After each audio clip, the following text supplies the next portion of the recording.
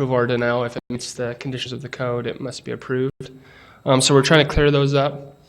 In addition to that,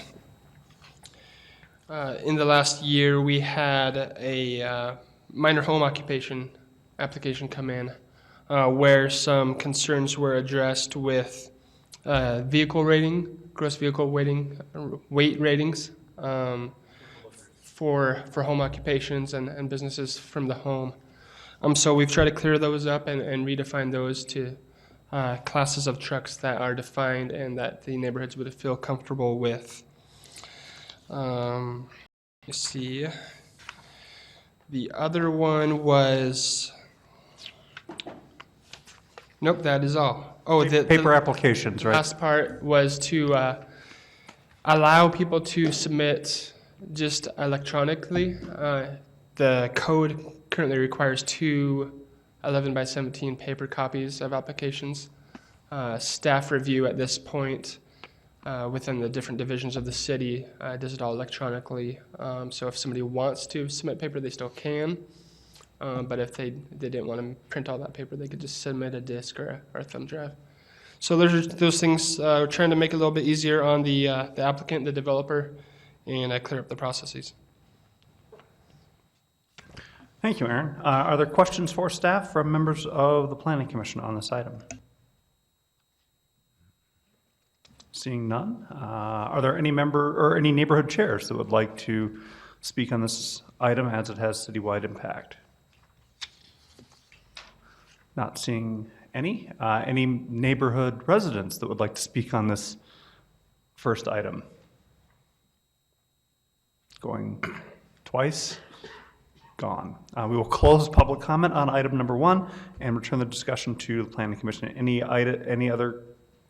comments rather than any other, because there weren't any to begin with. Any comments on this item or a motion? Mr. Banley. Just a comment, and I'd be happy to make a motion. It's something that we've had an ongoing dialogue about for several, if not many, meetings, and I think that the proposed changes reflect that discussion, and so I'm not surprised by the need this evening, so I'd be happy to make a motion. Please do. Mr. Chair, I move that we recommend a positive recommendation to the Provo City Municipal Council on item number 1. Provo City Community Development Department requests an ordinance amendment to Provo City Code sections 14.41, 15.03.300, etc., as listed in the item, and that we include the verbiage and the staff summary and staff recommendations in the motion. Thank you. I'll second. Seconded by Mr. Rowan. Any discussion on the motion? Yes, Mr. Jones. Sorry, I'm late in asking this. The very first paragraph, it says that every home occupation requires a permit. Does that mean everything, even a home office? I'll direct that question to Aaron. So there's 2 types of home occupations that require a business license. There's a minor home occupation and a major home occupation. Mm-hmm. If you're going to be selling or using that home's address as your business address, that business license is required. Okay, business license is required, but a home occupation, what is it called? Home occupation permit, is that required? Yeah, that's the type of business license that we require. So like a guy who's an attorney working out of his house? He may, if he's using his home address as his office address on his letterhead and business cards and such like that, working from his home, then yes, he would need a minor home occupation license. Okay, thank you. Any other discussion on the item or its motion or second? Seeing none, those in favor of forwarding positive recommendation to the City Council on item number 1, please indicate by saying aye. Aye. Those opposed? We will forward a positive recommendation, a unanimous positive recommendation to the Municipal Council. Items 2 and 3 are related, and I'll read them each of them in separately, but we'll probably, Brian, just discuss them together. I mean, one is an ordinance amendment, and the other one's the amendment to the plan book. So I'm not sure it makes sense to, I mean, they'll have to be separate items, separate, you know. That's the same discussion. Yeah, but let's just have the discussion once. So item number 2, Ivory Homes requests an ordinance amendment to section 14.49E as stated in the code regarding the allowance for both side yards to have a minimum setback of 5 feet and 1 5-foot and 1 8-foot setback in a single-family residential areas. Item number 3, that is administrative, item number 3, request an amendment to the plan book for the Broadview Shores development. And again, this is both for Broadview Shores for the allowance of both side yards to have a minimum setback of 5 feet instead of 1 5-foot and 1 8-foot setback. And Mr. Maxfield will represent the city. Okay, now that I've these got two item 3 up there, I'm going to go back on the pictures, back to the first ones. These first ones are just to orient you to the area. This is the Broadview Shores Master Plan.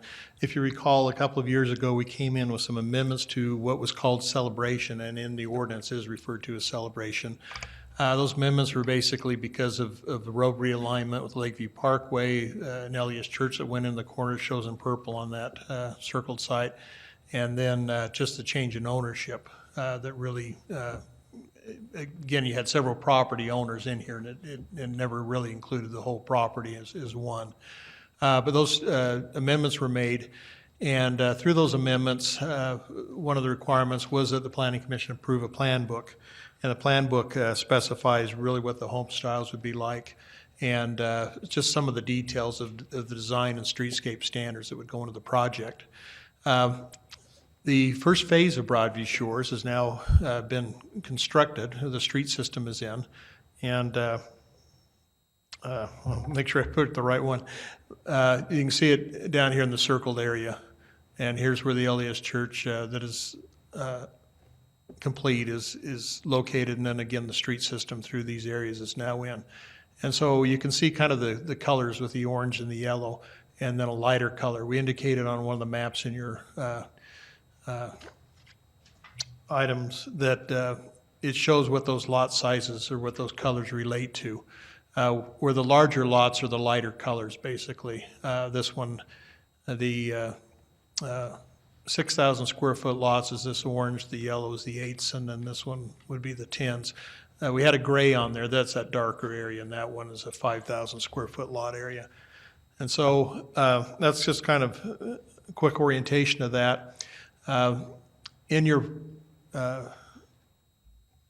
report, you did have 2 lots or examples shown, and this shows where those 2 lots are relative to the project, lots 31 and 32. And then here are the details that we kind of blow that up that we get into on the subdivision.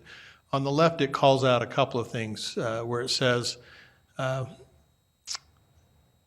lots have an 8-foot front and rear PUE, public utility easement. All lots over 8,000 square feet have an 8-foot side yard or side PUE. All lots between 6 and 7,999 have a 5-foot side PUE. That basically fits other than corner lots. Corner lots, we always have the problem defining, and we've talked about coming back to you and redefining corner lots. One of the thoughts we had on that is a corner lot should really have 2 fronts in a sense, the street sides. And because you're against the side yard on either side of the corner lot, those corner lots should eventually be side yards too, rather than having a big rear yard where you'd have to have the combined 50 feet between a front and a rear. Usually we get a lot of land over there, and it sets off, out of proportion to the adjacent property. So we are looking at some revisions to that. We don't have those before you tonight, but the Broadview Shores, again, is a specific development plan that allows a little bit more flexibility in how we handle that. It doesn't go back necessarily to the standard.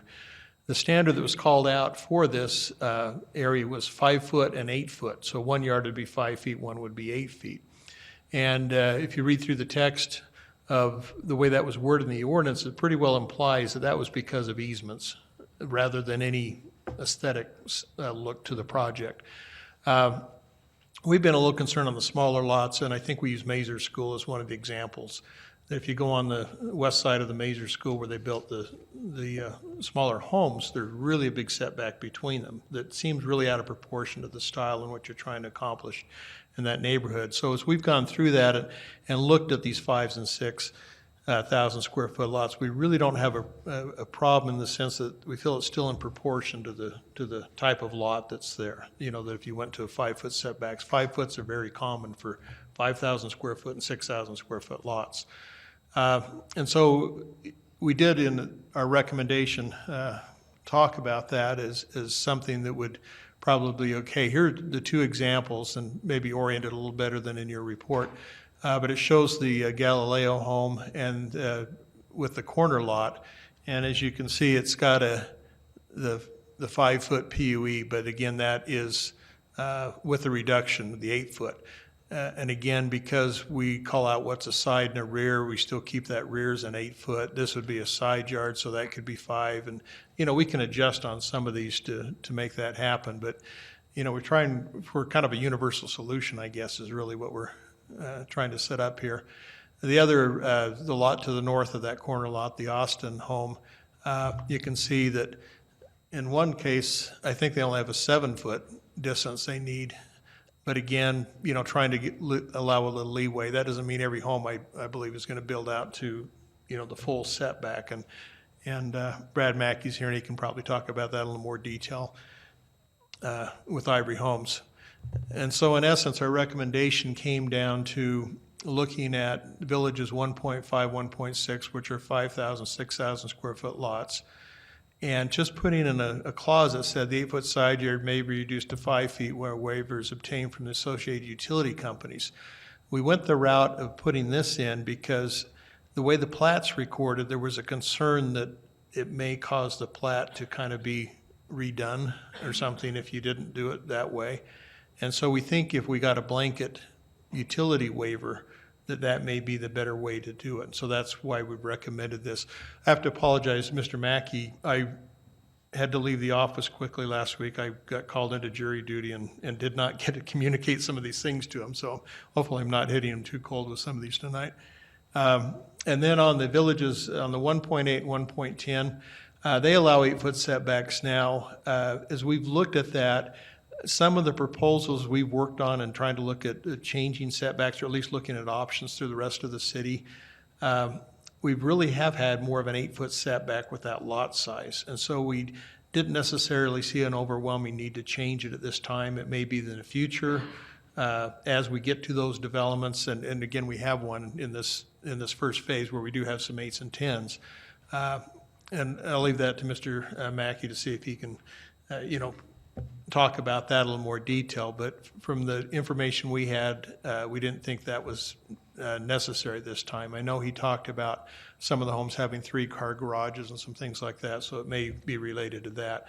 I don't think this is a total rejection from staff. We don't mean it to be that way, but it's almost like if there's a reason we should do it, if there's not, then maybe keep it status quo.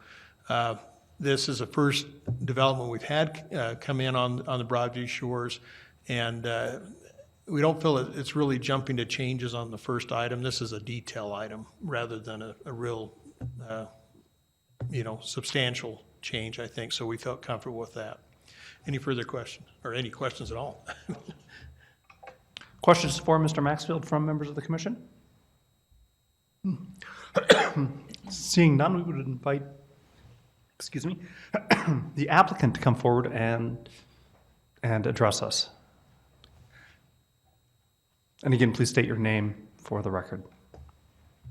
Brad Mackey with Ivory Homes. Glad to be here. We're finally getting to the point where we're actually selling homes. We released this on Friday. We've had 8 sales since Friday. So people want to live in this community, so it's really good. And the other good thing is people want big homes here. The first 3 buyers that I've heard from, they are building our biggest homes, and they are moving from the east side of Provo to this location. One of the homes is our Amelia plan, which is a 2,600 square foot rambler, and it's got one bedroom upstairs. So it's a 2,600 square foot home with one bedroom upstairs with a 2,600 square foot basement. So that home's, I'm guessing, going to be in the $550 to $650,000 range. So that's so far what people are coming here for. So that's really exciting news. We're here tonight. When I went through the planning process, one of the things we were working on was we had a conflict in the zoning code.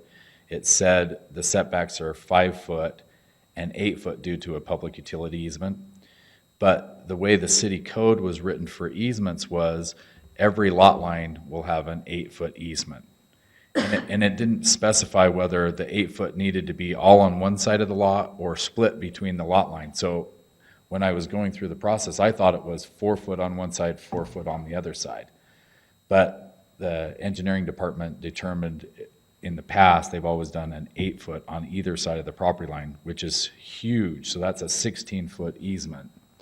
So I went through the process, going through staff to get that reduced down to a 5 foot on either side.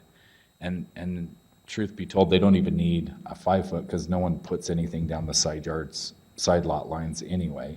All the utilities are in the front. Now, no one goes in the back or the sides. So we're just here tonight cleaning up that discrepancy between, is it a 5 foot easement or an 8 foot easement? It's all a 5 foot easement now, but now we need to make sure the setback matches the easement, which the language in the zoning text said that there would be an 8 foot setback because of the easement. So on the 6s, I think that's pretty clear. As was mentioned on the 8s, the current setback is 8 foot and 8 foot. And we would just like you to consider any reduction at all in that. So if we could do an 8 foot and a 5 foot, let's say, that's 3 more feet that could give people an option if they build a home that they can build a bigger home and add a 3rd car garage to it. So they could still have the 8 foot on the garage side, so they could park something on the side of their home, but then they would actually be able to fit a 3rd car garage. So it's not we're not trying to make it look worse. We're trying to actually give people bigger homes, add 3rd car garages, make it nicer in the community, because that's what people are looking for.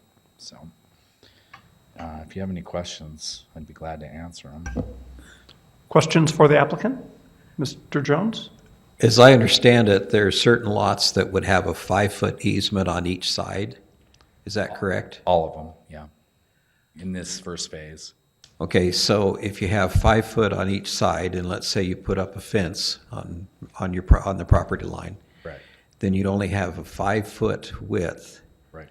How do you get a car back there, or a truck? Say you're going to build a swimming pool, or going to do landscaping, or something like that, or you want to put a trailer, not a house trailer, but a utility trailer. You want to run that and put it in the backyard. How do you do that? On a 6,000 square foot lot, we're required to landscape those. So we're landscaping them anyway. So that'll all be done up front with the home.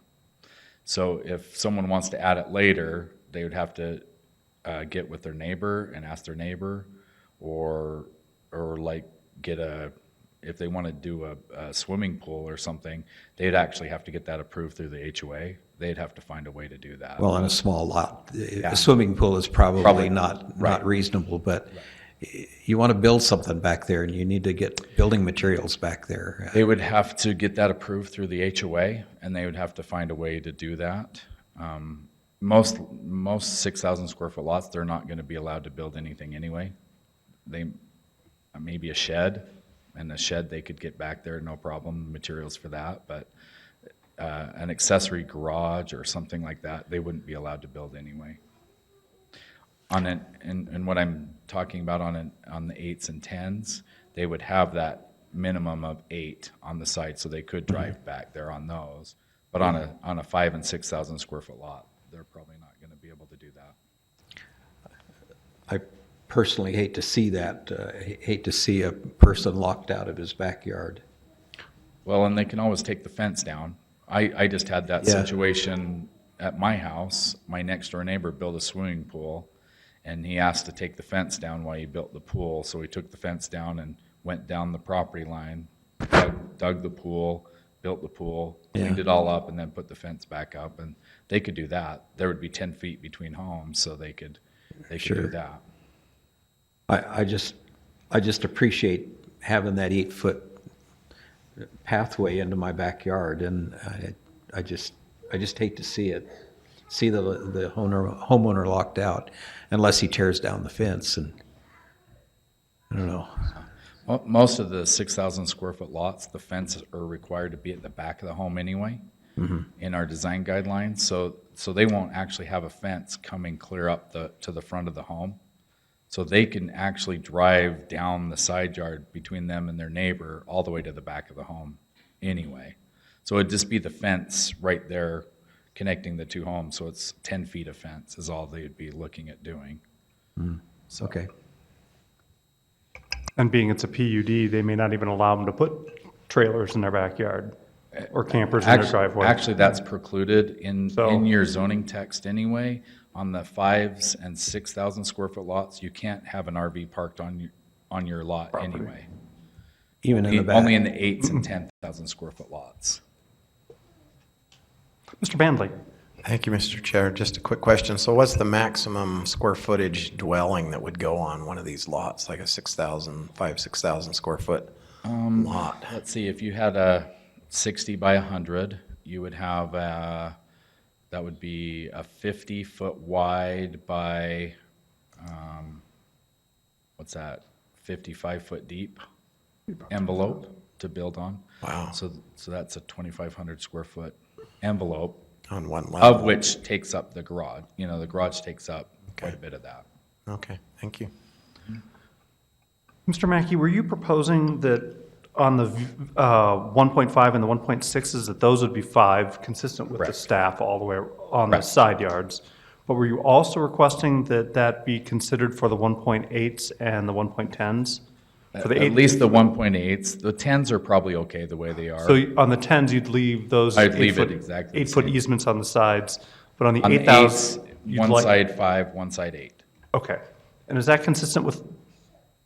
That's not consistent with the Yeah, staff because report. staff report wanted for the 8s and 10s, 8 and 8, correct? Which is already 8 and 8, Correct. yeah, And you want the one side reduced on the 8,000 square foot lots? correct. Correct. And that's, Brian said that's why he apologized, because I hadn't seen anything until I showed up tonight because they were out of town, so. That's what we had discussed before, and I didn't know they were recommending denial on that until I showed up tonight, so. Just as a clarification, the lot that would have an 8-foot and a 5-foot, it wouldn't take 8 plus 5, giving 13, and make it 7.5 on each side. That would be fine with me too, but that, it wouldn't be allowed because you require an 8-foot on the garage side and a 5-foot on the other side. Okay. It generally will stagger the setbacks. You may have 5 and 8 on neighboring properties, but you may have cases where you have 5 and 5 against a side, or 8 and 8. Depends on which side. You know. I think the code right now, the way it's written is the 8 goes on the garage side.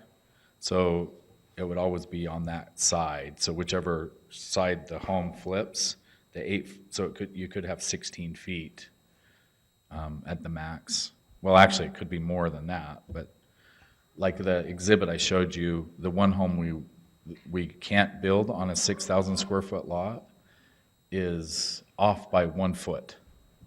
So really, you're getting a 7-foot side yard, and we can't build that home right there because it's off by 1 foot.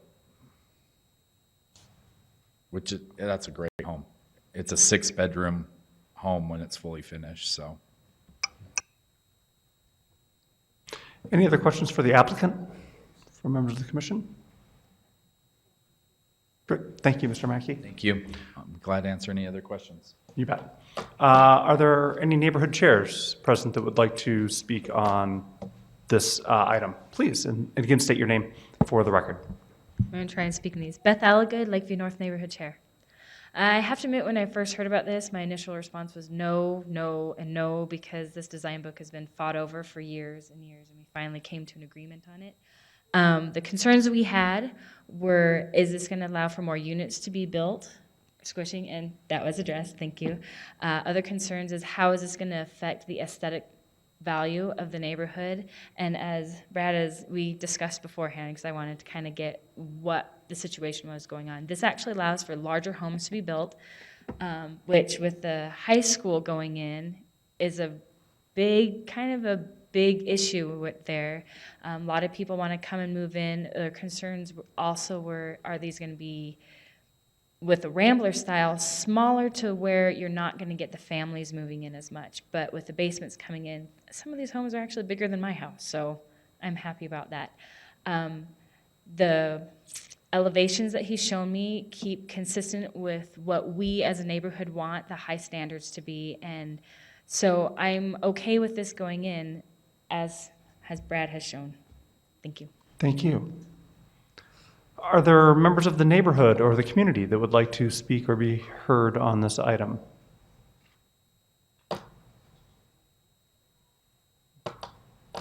Not seeing any, we will close the public comment on this item and return the discussion to members of the Planning Commission.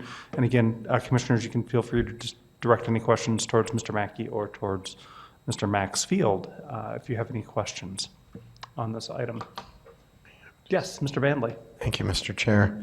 I just review with us again the second piece, the staff recommendation and the concerns that the staff is grappling with there. Help us walk through that just one more time briefly, if you wouldn't mind.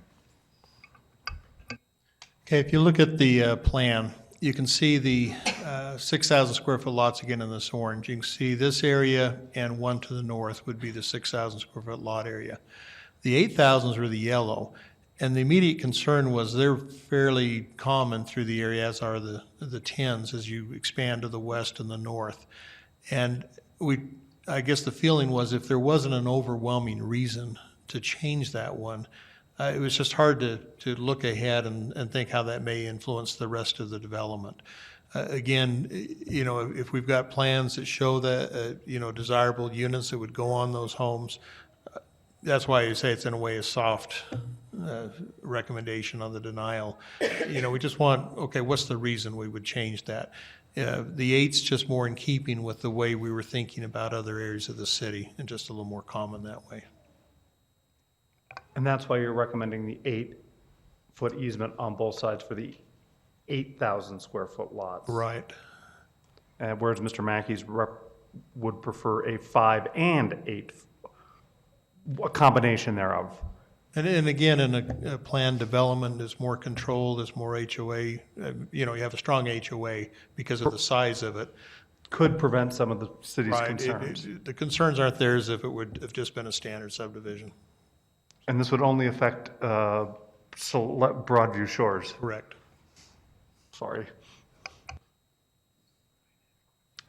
Mr. Smith. It sounds like we've got some justification for minimizing those setbacks.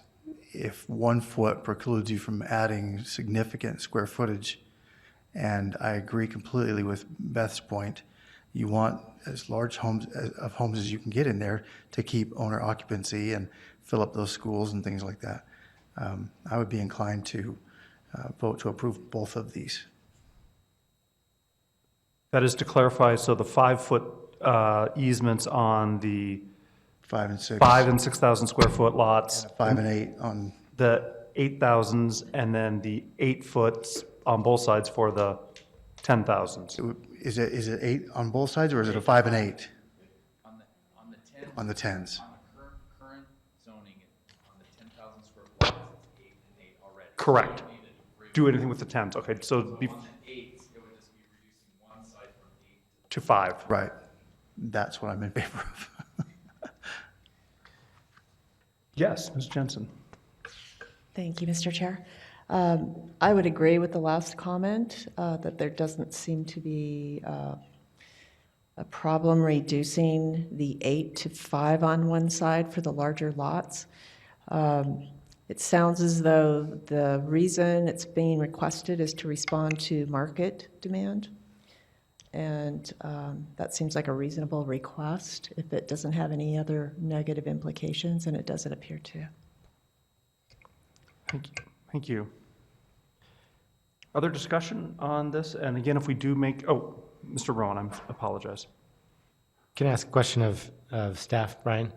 Do you feel, I mean, when you say it's a soft recommendation of denial for the reducing one of the sides from 8 to 5 for the 8,000, what kind of thinking do you feel like you and the staff would need to do in order to get to a place where you'd feel more comfortable? I mean, I think you're saying like we just haven't thought through the implications across the entire subdivision. I mean, what would need to happen for you to feel like you were at that place? Or, I mean, because I can't think of them either. Yeah, I think we're comfortable in the sense you've got a strong HOA. So a lot of things are controlled in the subdivision over the other areas of the city. It's not going to really affect other areas of the city at all. I think, as we looked at it and looked at the extent of the 8s and 10s through the development, it just seemed premature because we didn't really have the examples for the 8s and 10s. I know I talked to Brad a little bit, and we talked about 3-car garage and some other examples that way, but I think originally it was just like a little more time to think about and see examples on that one. But I think pulling back to the 5 and an 8 or something does give that leeway we need. I think we were thinking more 5 and 5, and where would we go with that? If it's 5 and 8, I don't think that's giving up a lot. And again, because of the control of the development, I think we feel much more comfortable than we would if it were just a blanket approval across the city. Thank you.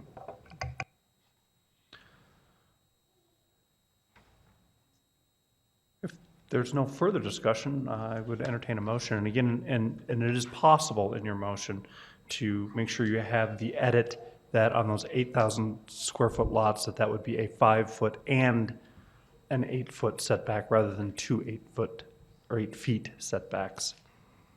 Just for your edification, if you care to make that in your motion. And again, we'll do item number 2, and then we'll have to do another one for item number 3.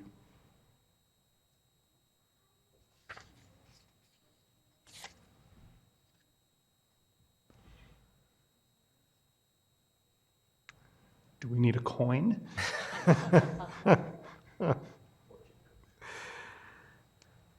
Anyone have a birthday close that would like to be? Well, the 10 o'clock news doesn't come on for a little while, so we're fine. I'll give it a go. Mr. Smith? And we'll need to play with this a little bit wording-wise as we go. So I think that's the hesitancy here. So I make a motion that on item 2, Ivory Homes requesting an ordinance amendment to section 1449E, et cetera, and 1449E, all that, regarding the allowance for both side yards to have a minimum setback of 5 feet instead of 1 5-foot and 1 8-foot setback in a single residential area. And we send that. Now, to me, that doesn't say anything about 8 and 10s.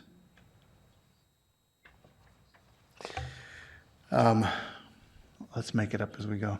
Add an amendment to item number 2. In my motion, I would make an amendment that we forward a positive recommendation to the council that 5 and 6 have 5 and 5-foot setbacks, and 8 and 10s have 5 and 8. No, just the 8. Just the Just 8,000. the 8,000, that's what I meant. Careful. 10's fine how it is, thank you. So just the 8s be changed to a 5 and 8 setback. And include with that the staff findings and the rest of that, Thank you. for what it's worth. We'll see if we get a second. That'll tell us what it's worth. Seconded by Ms. Winden. Any discussion or clarification needed on the motion or its second? All those in favor of approving or forwarding a positive recommendation on item number 2 to the municipal council that the 5,000 and 6,000 foot square lots have a 5-foot setback, the 8,000 square foot lots have a 5 and an 8-foot square foot setbacks, and the 10,000 square foot lots are fine as is.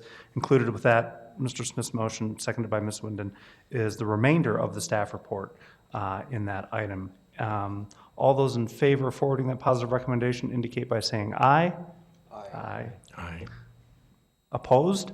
I say one thing really quick? I don't know if this is important or not, but in the language here, it says that a waiver needs to be obtained from the associated utility companies. Would we want to make sure that that's included in the 8,000 square foot homes, lots, also need a waiver to reduce from 8 to 5, is that? I believe that through your Fine. motion, you can kind of direct staff to make changes that pertain to your motion, and you can decide whether you want to see that again or not. But if you want us to just to make the changes that reflect what your intent is, we could do that. I mean, it seems like it'd be worth having on the 8, because the language for the 8,000 square foot lots doesn't exist here. Do you want staff to make that, staff just to go ahead and make those changes or edits? Sure. And do you need to see it? I don't need to see it. There we go. So we're good. I think because there were no edits or changes to that motion, I think the vote still stands as a unanimous recommendation to this municipal council. Just to make sure, why don't you just call for another vote? Let's do another vote on item number 2 as read in by Mr. Smith and seconded by Ms. Winden, that the 5,000, 5 and 6,000 square foot lots have a 5-foot setback. The 8,000 square foot lots have a 5 and an 8-foot setback. 10,000 square foot lots are as currently recorded or reported in the staff report. And in addition to that, as noted by Mr. Rowan, that all other text amendments necessary for that be included in the revision. And that those in favor of that recommendation, forwarding that positive recommendation and second, please indicate by saying aye. Aye. Those opposed? Great. Item number 3, which as far as I can tell, correct me if I'm wrong, Brian, this would just be the same thing, except now you're editing their plan, their master plan for this. Correct, and in particular, it's page 17 of the, oh, gee, sorry, putting my elbow where it shouldn't go. And you can see down on this item under B and C, it calls out side yards. So this would be changed to 5 and 5, and this would be changed to a 5 and an 8 in those boxes, and that's basically the change that'd be required. Any other discussion on this item, on item number 3? And again, this one is administrative, does not require action by the council. Anyone looking to make a motion for those edits to their plan book, please do so, and good luck. Not that you need it. And now that probably scared you from making a motion. All right, I'll make a motion. Okay, I like to make a motion that we approve Ivory Homes' request for an amendment to the plan book for the Broadview Shores development for the allowance of both side yards to have a minimum setback of 5 feet instead of 1 5-foot and 1 8-foot setback in single-family residential areas for the 5 and 6,000 square foot lots, and also that I would add that they that we approve that they the Ivory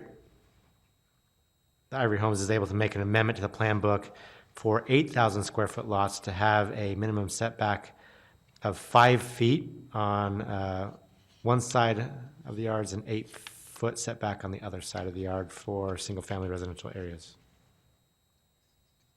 And include in that motion the staff report. Thank you. Mr. Maxfield. Sorry, I'll get that button right. If we made that motion also subject to the ordinance being changed. Okay, and subject to the ordinance being changed. Seconded by Mr. Smith. Any discussion on the motion or its second? Seeing none, those in favor of approving item number 3 as read by Mr. Rowan and seconded by Mr. Smith on that one, please indicate by saying aye. Aye. Aye. Those opposed? It is approved. Saving the best for last, as always, item number 4, Adam Hall requests a zone change from residential conservation to a low-density residential to facilitate a 3-lot subdivision for a property located at approximately 1080 West, 500 North in the North Park neighborhood. And Dustin is not on deck. He's up to bat for the city on this. Thank you. So on this item, we talked with the neighborhood chair and were able to kind of discuss the project with him. He mentioned that he was going to reach out to the neighbors and see if there's going to be a need for a neighborhood meeting. And so that's one of the reasons, or that's the reason why this item was continued from our previous Planning Commission agenda to today. So that there was time for that if necessary. I've reached out to the neighborhood chair and haven't heard back from him if he held that meeting or not.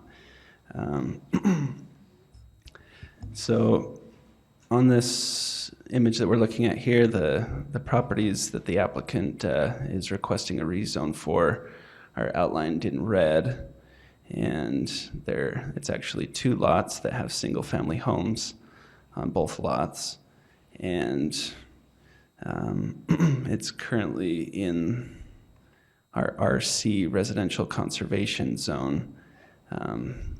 This zone doesn't allow for the lots to be subdivided.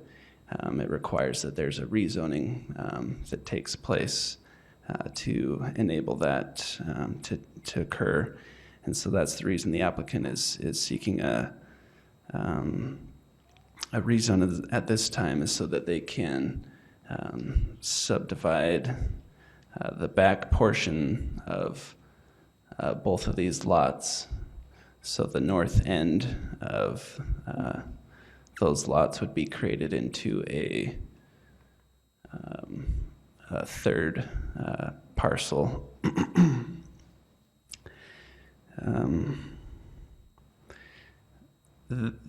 Let's see. So the new zone it would be the LDR zone. There are some issues that come up with that, and that would be that the applicant has stated that he would just build a single family home on that property. However, the zone also allows for duplexes and townhomes to be built. So there's a potential that the 3 parcels could be combined at some point, and that type of development could go in. And so that was a concern that staff had. The applicant has proposed to do a development agreement with the city that would essentially limit it to those 3 single-family detached homes on 3 separate lots. And so with that included in this motion, that would be something that staff would support, to recommend that onto the council, that development agreement is in place as well.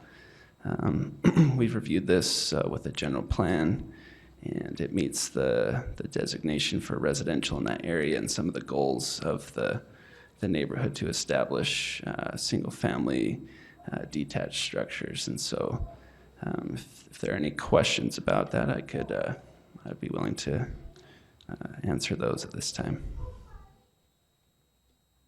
Mr. Smith. Dustin, that development agreement with the city, would that be in effect in perpetuity, or would it be nullified at the sale of any of these properties? Yeah, so the development agreement would be between the property owner and the city, and that would get recorded, and it would run with the land through subsequent property owners. Perfect, thank you.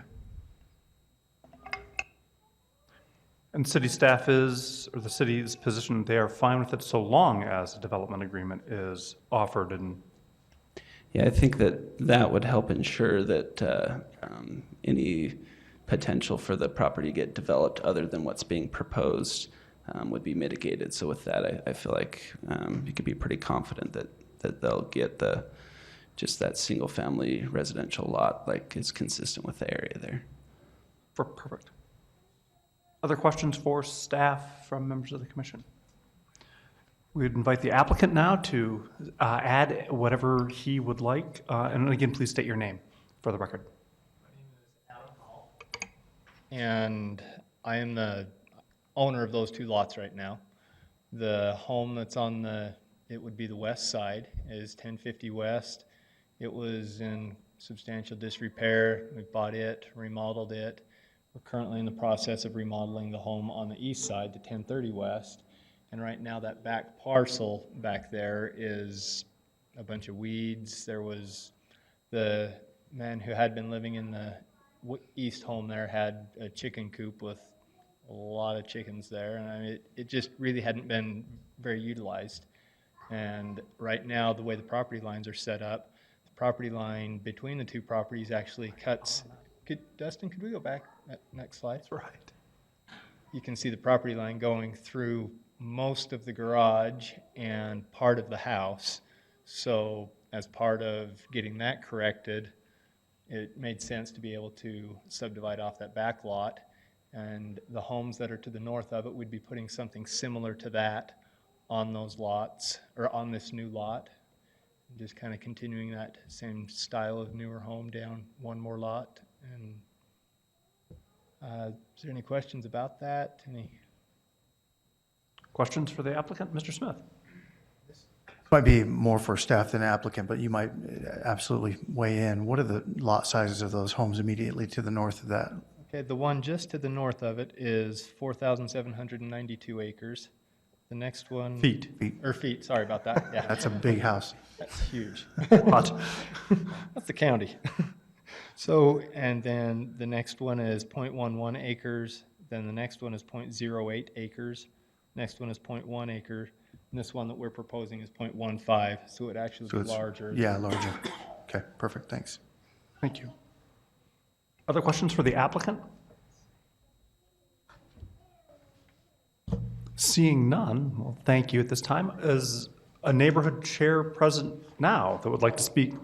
One other thing about, Please. He did call me last night, said that he spoke with several neighbors, and their primary concern was that it be a single-family home, that there not be multi-unit put on there, but other than that, there was not a need to have a neighborhood meeting. Perfect, thank you. And again, we'll invite the neighborhood chair to please state your name and for the record. You bet. Jim Pedersen, North Park Neighborhood Chair. Take just a few minutes with the Planning Commission this evening. I've had a chance to visit with Mr. Hall a couple of times, and I've been pleased with his responsiveness and his, being open to my being able to bring up any concerns that we've had. As he indicated, one of the primary concerns for this part of our neighborhood is that we need strong anchor families to maintain the strength of the neighborhood. We love singles. They bring some energy and dynamism to a neighborhood that is marvelous, but when you get too many, when you get out of balance, then it can have an adverse impact on the overall quality and health of the neighborhood. And so we would like to keep single-family dwellings, if at all possible, in this part of our neighborhood. We have quite a few units that have already been purchased in that area that were originally designed as single-family homes, but have now become rentals, and they stack in as many as they can, and often far in excess of what the city defines as being a legal family for unrelated individuals. And so zoning is a constant problem with occupancy there. And so I was pleased to hear about the possibility of a development agreement that would in perpetuity allow these to be single-family dwellings. That would be very important for the health of the neighborhood to have that.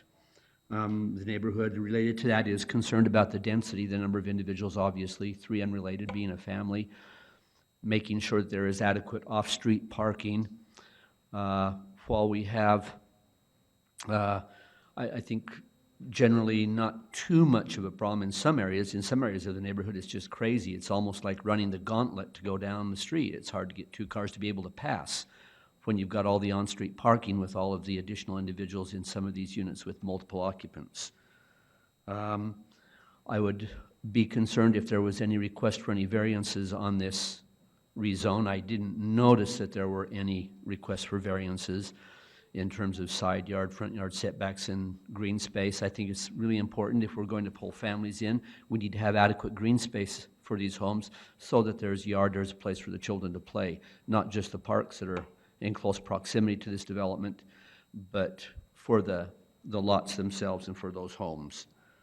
I did have one neighbor approach me, and I mentioned this to Mr. Hall when we conversed last evening, and I feel comfortable, but the one home on the corner of, I think it's 1080 West and 500 North that he rehabbed initially, there was an attempt by an agency in the community to purchase that, to rehab it and then sell it, but they were not able to because of issues with black mold and foundation structure issues.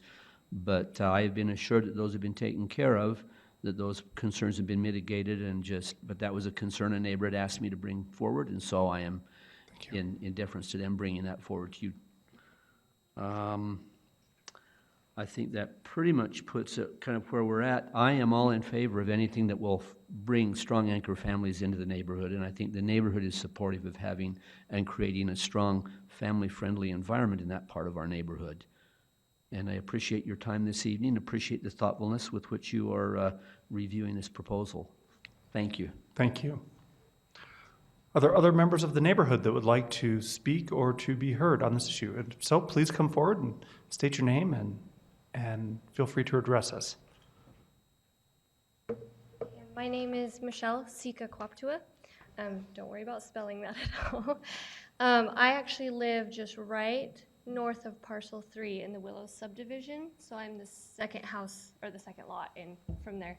And we've been watching as this house, this one on the corner here, has been renovated and updated. We have some things that we like, and we have some things that we don't like. One concern that that Jim proposed was parking. In our neighborhood, there are many cars that have garages, but they don't seem to know what a garage is used for. So they park on the street, and it causes a lot of problems. Also, the house that's north of us has, I think, at least 8 people living in it. They all have their own cars, and so parking is just kind of an issue in that regard. We do like the fact that if there was single-family homes up there, that it could possibly increase our property value when we are ready to move on. And also that, again, what Jim said, that it will bring families into the neighborhood. A concern that I had as well is the 2 existing houses are rather small, which could potentially mean that the families don't stay very long if they feel like the space is too small for them, which causes a lot of transiency in the neighborhood as well. And so we'd like to have established families in the neighborhood. But yeah, thank you. Thank you. Are there other questions or comments from members of the community that would like to be heard on this issue? Not seeing any, we would invite the applicant at this time to come back and address any of the concerns raised either by the neighborhood chair or by the resident.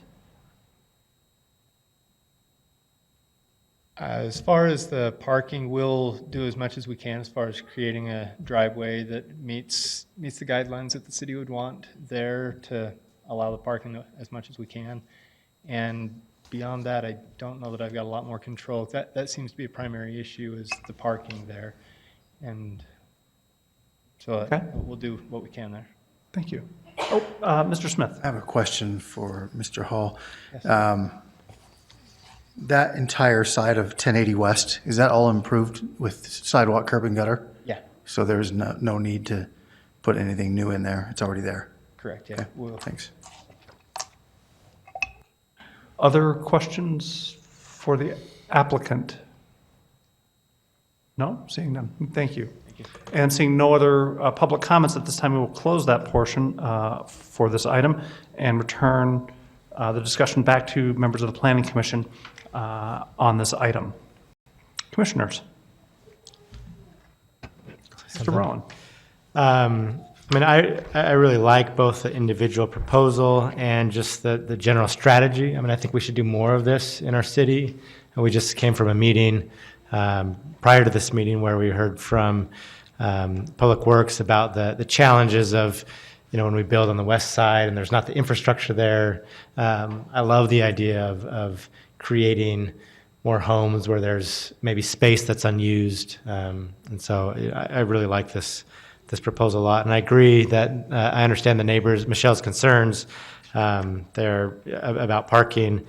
It seems to be less about a zoning issue and more about a enforcement issue. And I'm not sure, again, that we can consider that too much. The hope would be that, whether there's 8 unrelated people living in a home, that somehow we take care of that. Other agencies in the city take care of, address those issues. Thank you. Mr. Bandley. I just echo Mr. Rowan's comments and just recognize the comments and concerns of the neighborhood chair and the people in the neighborhood. I lived in that neighborhood for a long time, and it's nice to see that at least the intent is to have a single-family home there. There are a lot of rentals, and there are a lot of batching singles there. I think we approve it and hope for the best, but I would make a plea maybe to the neighborhood chair and the neighbors to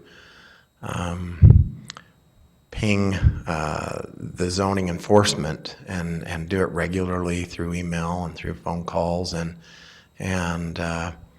maybe up the game just a little bit or up the pressure, because it is, 8 batching singles when there are 3 by code is crazy, and they all have at least 1 car, maybe 2.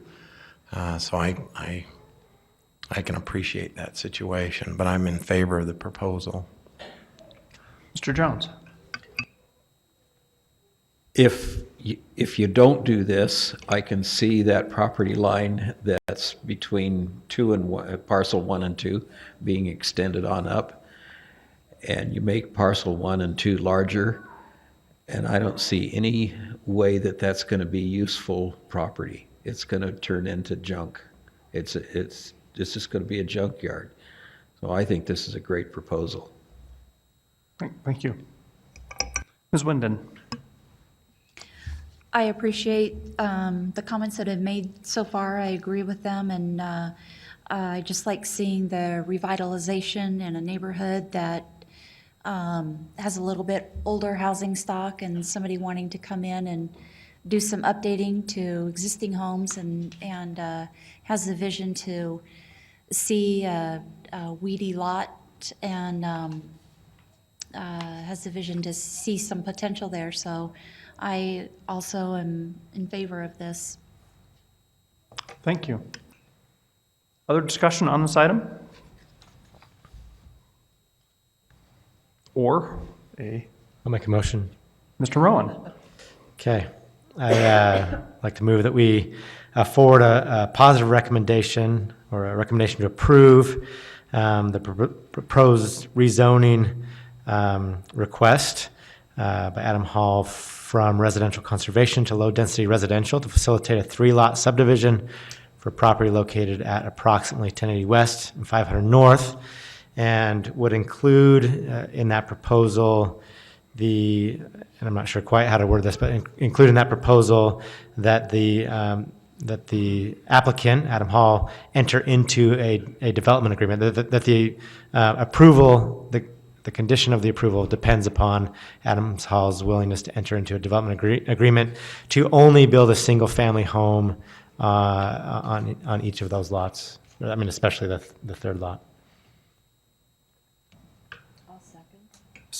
I'll second. Second by Ms. Jensen. Any discussion on the motion or its second?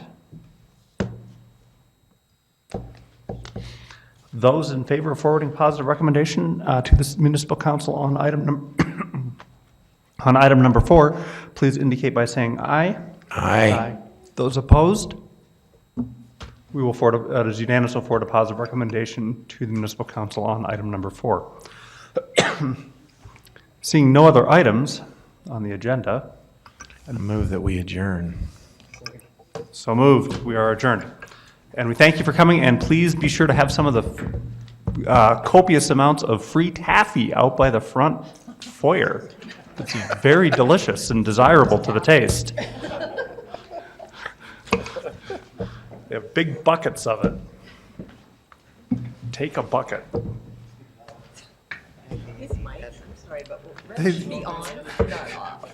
Oh. I always get it confused.